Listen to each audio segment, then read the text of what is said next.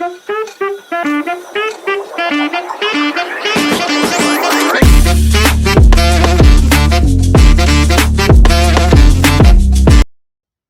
Every one, welcome back to my channel. ഇന്നത്തെ ക്ലാസ്സിൽ നമ്മൾ ഡിസ്കസ് ചെയ്യുവാനായിട്ട് പോകുന്നത് role of heredity and environment on development. CTET-നും KTET-നും സെറ്റിനും ഒക്കെ തന്നെ സൈക്കോളജിയുടെ ഈ ഒരു ഭാഗത്ത് നിന്നും ക്വസ്റ്റ്യൻസ് ചോദിക്കാറുണ്ട്. അപ്പോൾ നമുക്ക് ഈ ഒരു പോർഷൻ കുറച്ചുകൂടി ഡീറ്റെയിൽഡ് ആയിട്ട് ഇന്ന് പഠിച്ചു പോകാം. അപ്പോൾ ഇന്ന് നമ്മൾ ഡിസ്കസ് ചെയ്യുവാനായിട്ട് പോകുന്നത് ഹെറിഡിറ്റി എന്താണ്, എൻവയോൺമെൻറ്റ് എന്താണ്, difference between identical and fraternal twins, nature versus nurture, laws of heredity and educational implications. അപ്പോൾ ആദ്യം തന്നെ നമുക്ക് ഹെറിഡിറ്റി എന്താണെന്ന് ഒന്ന് നോക്കാം. A child resembles his sisters, brothers, parents, grand parents and other members of the family more than the people unrelated to him at all. ഒരു കുട്ടി എപ്പോഴും അവൻ്റെ പാരൻസുമായിട്ടും ബ്രദേഴ്സായിട്ട്, സിസ്റ്റേഴ്സായിട്ട്, ഈവൻ ഗ്രാൻഡ് പാരൻസ് ആയിട്ടും മറ്റു ഫാമിലി മെമ്പേഴ്സുമായിട്ടുമൊക്കെ എന്തെങ്കിലുമൊക്കെ റിസംബ്ലൻസ് കാണിക്കാറുണ്ട്. അൺറിലേറ്റഡ് ആയിട്ടുള്ള പരസ്പരം ബന്ധമില്ലാത്ത ആളുകളുമായിട്ട് നമുക്ക് റിസംബ്ലൻസ് ഒരിക്കലും വരില്ല. പക്ഷെ നമ്മുടെ ഫാമിലിയിലുള്ളവരൊക്കെ ആയിട്ടാണ് നമുക്ക് എന്തെങ്കിലും റിസംബ്ലൻസ് വരാറുള്ളത്. So what is it that causes such similarities and dissimilarities? The answer to this is heredity. ഇതിൻ്റെ ഒരു ഉത്തരം എന്ന് പറയുന്നത് ഹെറിഡിറ്റി തന്നെയാണ്. which means that an offspring inherits most of the personality traits of his parents and forefathers that make him resemble them. നമ്മൾ കൂടുതലും personality traits നമുക്ക് കിട്ടുന്നത് നമ്മുടെ പാരൻസിൽ നിന്നും, ഓഫ്സ്പ്രിങ് അതേപോലെ നമ്മുടെ ഫോർഫാദേഴ്സിൽ നിന്നുമൊക്കെയാണ്. സോ അത് തന്നെയാണ് ഹെറിഡിറ്റി എന്ന് പറയുന്നത്. ഹെറിഡിറ്റി എന്ന് വെച്ചാൽ എന്താണ്? നമുക്ക് നമ്മുടെ പാരൻസിൽ നിന്നും ഗ്രാൻഡ് പാരൻസിൽ നിന്നും, അതായത് നമ്മളുമായിട്ട് റിലേറ്റഡ് ആയിട്ടുള്ള ഫാമിലി മെമ്പേഴ്സിൽ നിന്നൊക്കെ കിട്ടുന്ന എന്തെങ്കിലും റിസംബ്ലൻസ് ഉണ്ടാവുമല്ലോ, പേഴ്സണാലിറ്റി ട്രെയ്റ്റ്സ് ഉണ്ടാവുമല്ലോ, അതിനെ നമുക്ക് ഹെറിഡിറ്റി എന്ന് പറയാം. According to Douglas and Holland, heredity is the sum of all the physical characteristics, structures, functions, or capacities that are passed down from parents and other ancestors. So, according to Douglas and Holland, one's heredity consists of all the structure, physical characteristics, functions, or capacities derived from parents and ancestors. ഇപ്പോൾ Douglas and ഹോളണ്ടിൻ്റെ law അനുസരിച്ച് heredity എന്ന് പറയുന്നത്, ഒരാളുടെ heredity എന്ന് പറയുന്നത് നമ്മുടെ ഫോർഫാദേഴ്സിൽ നിന്നോ പാരൻസിൽ നിന്നോ ഒക്കെ നമുക്ക് കിട്ടിയിട്ടുള്ള ആ ഒരു physical attributes, characteristics, structure, functions, ഇതെല്ലാം തന്നെ ഒരാളുടെ ഹെറിഡിറ്റി എന്ന് പറയുന്നതിലുണ്ട്. ദെൻ നമുക്കറിയാം male and female reproductive organs germ cells produce ചെയ്യാറുണ്ട്. ദെൻ ഇതിൽ തന്നെ 43 ക്രോമസോംസ് ഉള്ള കാര്യം, സോറി നോട്ട് 43 ബട്ട് 46 ക്രോമസോംസ് ഉണ്ട്. 23 from female and 23 from the male. So life itself എന്ന് പറയുന്നത് it is the result of union of these males and females cells. ഈ males and female സെൽസിൻ്റെ ഒരു യൂണിയൻ എന്താ, നമുക്ക് ലൈഫ് എന്ന് തന്നെ വേണമെങ്കിൽ പറയാം. So as a result of this, numerous male germ cells try to come in contact with the female germ cells, and the male's germ cells are deposited at the mouth of the uterus and it try to make contact with the single ovum. അപ്പോൾ ഇവിടെയാണ് ഒരു fertilised ovum ഉണ്ടാകുന്നത്, and that is the beginning of life which starts the process of the child's development in the mother's womb. ഇതെല്ലാം തന്നെ നമ്മൾ പണ്ട് ബയോളജിയിൽ പഠിച്ചിട്ടുള്ള കാര്യങ്ങളാണ് അല്ലേ. സോ ഇങ്ങനെ ഫെർട്ടിലൈസ്ഡ് ആയിട്ട് വരുന്ന ആ ഒരു ക്രോമസോംസ്, ആ ഒരു ഓവത്തിന് നമ്മൾ പറയുന്നത് സൈഗോട്ട് എന്നാണ്. ക്രോമസോംസ് എപ്പോഴും പെയേഴ്സ് ആയിട്ടാണ് ഉണ്ടായിരിക്കുന്നത്. സോ ഈ ഒരു ഡെവലപ്മെൻറ്റ്, ചൈൽഡിൻ്റെ ഡെവലപ്മെൻറ്റ് എന്ന് പറയുന്നത് ഈ സമയത്താണ്. When a sperm cell from the father penetrates an ovum from the mother forming a zygote. ആ ഒരു സമയത്താണ് ഒരു കുട്ടിയുടെ ഡെവലപ്മെൻറ്റ് സ്റ്റാർട്ട് ചെയ്യുന്നതെന്ന് പറയുന്നത്. And a normal human zygote എന്ന് പറയുമ്പോൾ അതിൽ 46 ക്രോമസോംസ് ആണുള്ളത്, 23 from each parent. So each of which consist of several thousands of strands of DNA. DNA full form അറിയാമല്ലോ, ഡിയോക്സി റൈബോ ന്യൂക്ലിക് ആസിഡ്. ഇതിനെയാണ് നമ്മൾ ജീൻസ് എന്ന് പറയുന്നത്. സോ ഒരു സൈഗോട്ടിൻ്റെ ഡെവലപ്മെൻറ്റിൻ്റെ ബയോളജിക്കൽ ബേസിസ് എന്ന് പറയുന്നത് തന്നെ ജീൻസ് ആണ്. ഇതെല്ലാം തന്നെ നമുക്കറിയാവുന്ന കാര്യങ്ങളാണ്. സോ ഹെറിഡിറ്റിയിൽ ജീൻസിന് വളരെയധികം ഇമ്പോർട്ടൻസ് ആണ് ഉള്ളത്. ഓക്കെ, നമുക്കിനി അടുത്ത പോർഷനിലേക്ക് പോകാം. എൻവിയോൺമെൻറ്റ് എന്താണെന്ന് നോക്കാം. So what is an environment? Environment എന്താണ്? It is nothing but the sum total of the surroundings in which the individual has to live. ഒരു ഇൻഡിവിജ്വലിന് സം ടോട്ടൽ ഓഫ് ദി സറൗണ്ടിങ്സിനെ നമുക്ക് എൻവിയോൺമെൻറ്റ് എന്ന് പറയാം. Psychologically, an individual's environment is related to all those stimuli which he faces from the moment of fertilization till death. So ഈ ഫെർട്ടിലൈസേഷൻ്റെ time തൊട്ട് മരണം വരെ ഒരു ഇൻഡിവിജ്വൽ ആയിരിക്കുന്ന ആ ഒരു എൻവിയോൺമെൻറ്റിലുള്ള എല്ലാ ഘടകങ്ങളും, അയാൾ ഫേസ് ചെയ്യുന്ന എല്ലാ കാര്യങ്ങളും തന്നെ അയാളുടെ ക്യാരക്ടറിനെ ഡിഫൈൻ ചെയ്യുന്നുണ്ട്. സോ ആൻ ഇൻഡിവിജ്വൽസ് എൻവിയോൺമെൻറ്റ് എന്ന് പറയുന്നത് it is related to those stimuli which you faces from the moment of fertilisation till death. Environment is generally divided into 2 categories. എൻവിയോൺമെൻറ്റിനെ നമുക്ക് രണ്ടായിട്ട് ഡിവൈഡ് ചെയ്യാം, നാച്ചുറൽ ആൻഡ് സോഷ്യൽ. നാച്ചുറൽ എൻവിയോൺമെൻറ്റും social എൻവിയോൺമെൻറ്റും തമ്മിലുള്ള difference എന്താണെന്ന് നോക്കാം. നാച്ചുറൽ എൻവിയോൺമെൻറ്റ് എന്ന് പറയുന്നത് it refers to all those things and forces on and around the earth that influence a person. അപ്പോൾ ഒരു വ്യക്തിയുടെ ചുറ്റിലുമുള്ള ആ എൻവിയോൺമെൻറ്റിനെ നമുക്ക് നാച്ചുറൽ എൻവിയോൺമെൻറ്റ് എന്ന് പറയാം. സോഷ്യൽ എൻവിയോൺമെൻറ്റ് എന്ന് വെച്ചാൽ the environment which the person sees around himself on acquiring consciousness in the society, that is language, religion, custom, tradition etcetera. അപ്പോൾ ഒരു വ്യക്തി അയാൾക്ക് അയാളുടെ സാമൂഹികമായിട്ടുള്ള ഒരു ബോധമുണ്ടായി കഴിയുമ്പോൾ അയാൾക്ക് മനസ്സിലാകുന്ന ആ ഒരു സൊസൈറ്റി ഉണ്ടല്ലോ, അതായത് നമ്മൾ പഠിക്കുന്ന ലാംഗ്വേജ്, നമ്മൾ ഫോളോ ചെയ്യുന്ന റിലീജിയൻ, കസ്റ്റംസ്, ഇതെല്ലാം തന്നെ സോഷ്യൽ എൻവിയോൺമെൻറ്റിൻ്റെ ഭാഗമാണ്. By human society, we mean those institutions or organizations which human beings have established for their own protection and security. Then human society എന്ന് പറയുന്നത് നമുക്കറിയാം, സൊസൈറ്റി എന്ന് പറയുന്നത് itself is N institution or organisation. അപ്പോൾ ഈ society എന്തിനു വേണ്ടിയിട്ടാണ് നമ്മൾ ക്രിയേറ്റ് ചെയ്തിരിക്കുന്നത്?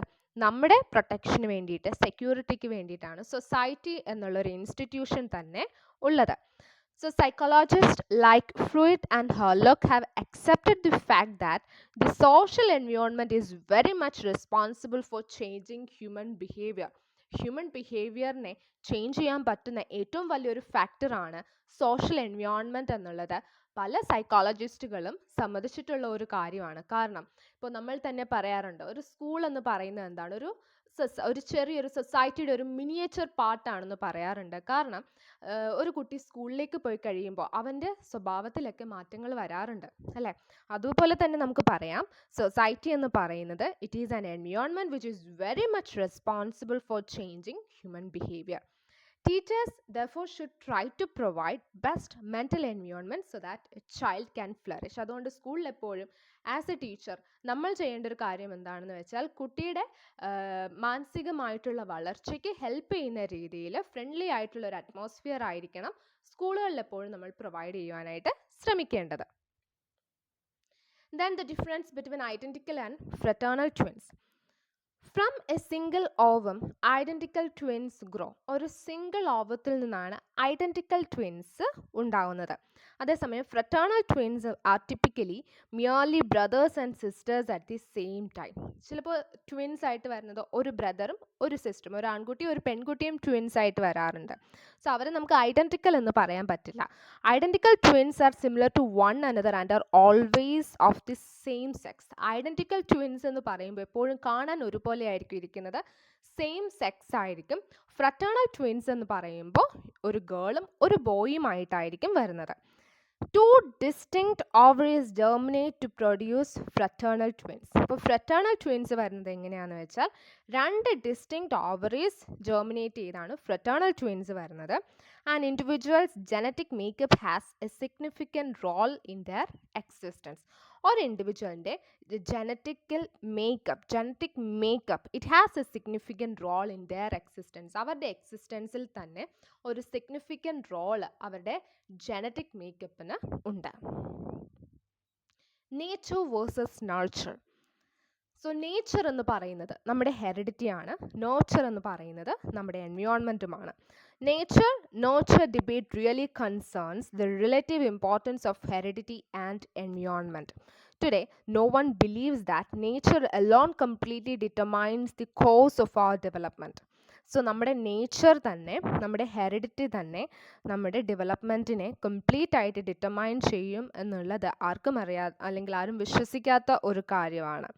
Psychologist agrees that development is shaped by the interaction of heredity and the environment.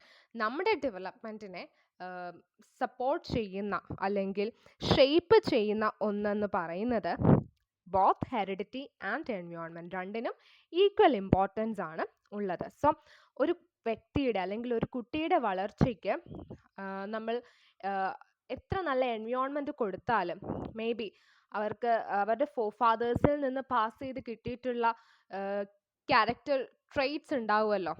So അതും ആ കുട്ടിയുടെ സ്വഭാവത്തെ എന്താ പറയുക ഇൻഫ്ലുവൻസ് ചെയ്യുവാനായിട്ട് അതിന് സാധിക്കും. സോ എൻവയോൺമെൻറ്റിനും നേച്ചറിനും ഒരേപോലെ ഇമ്പോർട്ടൻസ് ആണ് ഒരു കുട്ടിയുടെ ലൈഫിലുള്ളതല്ല. അതായത് അവരുടെ വളർച്ചയ്ക്ക് രണ്ട് കാര്യങ്ങൾക്കും ഇവരുടെ വളർച്ചയെ സ്വാധീനിക്കുവാനായിട്ട് സാധിക്കും. സോ എപ്പോഴും ഭയങ്കര ഡിബേറ്റിംഗ് ആയിട്ടുള്ള ഒരു ടോപ്പിക്കാണ് നേച്ചർ ആൻഡ് നർച്ചർ എന്ന് പറയുന്നത്. So we should give good environment for them and at the same time ഹെറിഡിറ്റിക്കും അതിലൊരു ഇൻഫ്ലുവൻസ് ഉണ്ട്. കാരണം നമ്മുടെ ജനറ്റിക് എൻഡൗമെൻറ്റ് എന്ന് പറയുന്നത് it has many characteristics, right? So it will definitely provide us with a reaction range of possible levels that we may ultimately reach depending on the availability of our experience in the environment. So നമുക്ക് പറയാൻ പറ്റുന്നത് എന്താണെന്ന് വെച്ചാൽ both hereditary and environmental factors can influence a person's personality. ഒരു വ്യക്തിയുടെ personality influence ചെയ്യുവാനായിട്ട് hereditary ആയിട്ടുള്ള ഫാക്ടേഴ്സിനും പറ്റും, എൻവയോൺമെൻറ്റൽ ആയിട്ടുള്ള ഫാക്ടേഴ്സിനും പറ്റും. But heredity sets the limitation which environmental differences decide the concluding result. Heredity എന്ന് പറയുന്നത് ഒരു ലിമിറ്റേഷൻ ഉണ്ട്, വേറസ് എൻവയോൺമെൻറ്റൽ ഡിഫറൻസസ് എന്ന് പറയുമ്പോഴത്തേക്കും അതിന് അങ്ങനെ ഒരു ലിമിറ്റ് ഇല്ല. However, genetic factors have a larger effect on personality traits. പക്ഷെ നമ്മുടെ പേഴ്സണാലിറ്റി ട്രെയ്റ്റ്സിൽ ഒരു ലാർജർ എഫക്റ്റ് ഉള്ളത് ഹെറിഡിറ്ററി ഫാക്ടേഴ്സിന് തന്നെയാണ്. Yes. Significance of heredity and environment, ഇതിൻ്റെ രണ്ടിനെയും സിഗ്നിഫിക്കൻസ് എന്താണെന്ന് നോക്കാം. Heredity is defined as the totality of biologically transmitted factors. Biologically transmit ചെയ്തിട്ടുള്ള കാര്യങ്ങളുടെ ആകെത്തുകയാണ് നമ്മൾ ഹെറിഡിറ്റി എന്ന് പറയുന്നത്. Environment is the totality of conditions that serve to stimulate behaviour or act to bring about modification of behaviour. നമ്മുടെ ബിഹേവിയറിൽ modifications വരുന്നത് നമ്മുടെ എൻവയോൺമെൻറ്റ് ആണ് അത് നോക്കുന്നത്. According to Woodworth, both are equally essential in growth and development of the child. ഒരു ചൈൽഡിൻ്റെ ഗ്രോത്തിനും ഡെവലപ്മെൻറ്റിനും ഏറ്റവും important ആയിട്ട് വേണ്ട രണ്ട് കാര്യങ്ങളാണ് ഹെറിഡിറ്റിയും എൻവയോൺമെൻറ്റും എന്ന് പറയുന്നത്. So we can say that individual is the result of multiplication between heredity and environment. ഇനി ലോസ് ഓഫ് ഹെറിഡിറ്റി നമുക്ക് നോക്കാം. Johann Gregor Mendel propounded 2 laws of heredity. ഇത് ഭയങ്കര ഇമ്പോർട്ടൻ്റ് ആയിട്ടുള്ള ഒന്നാണ്. The first one is law of segregation and dominance. Second one, law of independent assortment. Law of segregation and dominance. If the traits of one gene are not manifest in one generation, it does not mean that they die. ഇപ്പോൾ പാരൻസിന് 2 പേർക്ക് അല്ലെങ്കിൽ പാരൻസിൽ ഒരാൾക്ക് എന്തെങ്കിലും ഒരു പ്രത്യേക trait ഉണ്ടെന്ന് വെക്കുക. ഇപ്പോൾ അമ്മ നന്നായിട്ട് പാടും. So we can't expect that their offspring will also sing. നന്നായിട്ട് പാടുന്ന അമ്മമാരുടെ കുട്ടികൾ പാടുന്നവരായിരിക്കണം എന്ന് നിർബന്ധമില്ല. മേ ബി അവരുടെ ഗ്രാൻഡ് പാരൻസ് പാടുമായിരിക്കും, പാരൻസിന് പാടാൻ അറിയില്ല, പക്ഷേ ആ ഒരു ടാലൻറ്റ് ഗ്രാൻഡ് ചിൽഡ്രൻ ഉണ്ടാകും. So it simply means that എന്തെങ്കിലും ഒരു ട്രെയ്റ്റ് അടുത്ത ജനറേഷനിൽ ഇല്ല എങ്കിൽ it does not mean that they die. ആ ഒരു ട്രെയ്റ്റ് നിന്നുപോയി എന്നല്ല അതിൻ്റെ അർത്ഥം. അടുത്ത ജനറേഷനിലോ അത് കഴിഞ്ഞുള്ള ജനറേഷനിലോ ഒക്കെ ആ ഒരു ട്രെയ്റ്റ് നമുക്ക് കാണാൻ സാധിക്കും. They may become dominant in future generations. അപ്പം നന്നായിട്ട് പാട്ട് പാടുന്ന ഗ്രാൻഡ് മദറിൻ്റെ പേരക്കുട്ടി പാടുമായിരിക്കും. ചിലപ്പോൾ ഗ്രാൻഡ് മദറിൻ്റെ മകനോ മകളോ പാടിയില്ല എങ്കിലും അവരുടെ പേരക്കുട്ടി നന്നായിട്ട് പാടുമായിരിക്കും. ദാറ്റ് മീൻസ് അടുത്ത ജനറേഷനിൽ ആ ഒരു ട്രേറ്റ് കണ്ടില്ല എങ്കിൽ അത് കഴിഞ്ഞ് വരുന്ന ജനറേഷനിൽ ആ ഒരു ട്രേറ്റ് ഡൊമിനൻ്റ് ആയിട്ട് നമുക്ക് കാണുവാൻ സാധിക്കും. So this is law of segregation and dominance. Law of independent assortment. Distribution of one genetic trait doesn't influence the distribution of other traits. ഇപ്പോൾ ഏതെങ്കിലും ഒരു ജനറ്റിക് ട്രേറ്റ് ഒരു ഓഫ്സ്പ്രിങ്ങിനുണ്ട് എന്ന് വെച്ച് it doesn't mean that it will influence the distribution of other traits. മറ്റ് ട്രേറ്റ്സിനെ ഒരു ട്രേറ്റിന് ഒരിക്കലും influence ചെയ്യുവാനായിട്ട് പറ്റില്ല. ട്രേറ്റ്സ് എപ്പോഴും ഇൻഡിപെൻഡൻ്റ് ആയിരിക്കും. എഡ്യൂക്കേഷണൽ ഇംപ്ലിക്കേഷൻസ് നോക്കാം. The knowledge of heredity and environment has a great influence on human development. Human development is the product of both heredity and environment. Human development എന്ന് പറയുന്നത് ഹെറിഡിറ്റിയുടെയും എൻവയോൺമെൻറ്റിൻ്റെയും പ്രൊഡക്റ്റ് ആണ്. The development pattern of the children is determined by both heredity and environment.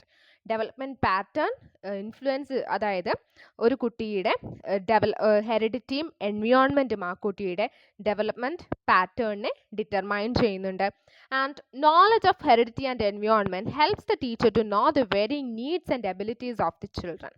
So a teacher should know about the importance of heredity and environment because ഒരു ടീച്ചറിന് ആ ഒരു കുട്ടിയുടെ നീഡ്സിനെയും എബിലിറ്റീസിനെയും ഒക്കെ മനസ്സിലാക്കുവാനായിട്ട് സാധിക്കും.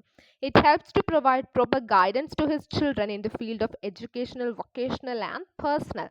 ഒരു കുട്ടിയുടെ എന്തെങ്കിലും ഒരു ചെറിയ ടാലൻ്റ് ഒരു ടീച്ചർ മനസ്സിലാക്കുകയാണെങ്കിൽ ആ ഒരു കുട്ടിക്ക് വേണ്ട ഗൈഡൻസ് ഒക്കെ കൊടുത്ത് ആ ഒരു ടാലൻ്റ് ആ കുട്ടിയിൽ കുറച്ചുകൂടി പോളിഷ് ചെയ്ത് നന്നാക്കി എടുക്കുവാനായിട്ട് എപ്പോഴും ഒരു ടീച്ചറിന് സാധിക്കും. അതിന് നമുക്ക് ഈ ഒരു ടോപ്പിക്കിനെ കുറിച്ചുള്ള ഗാഢമായ knowledge ഉണ്ടായിരിക്കേണ്ടതുണ്ട്.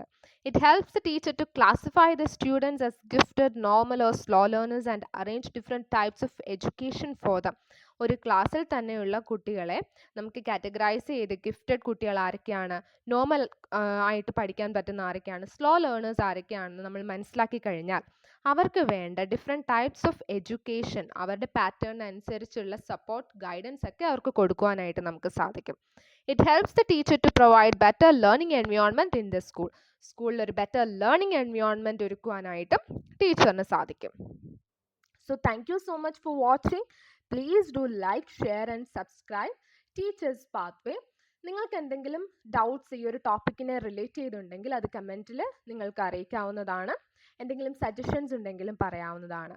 So see you in another video with another interesting topic. So thank you for watching. Bye.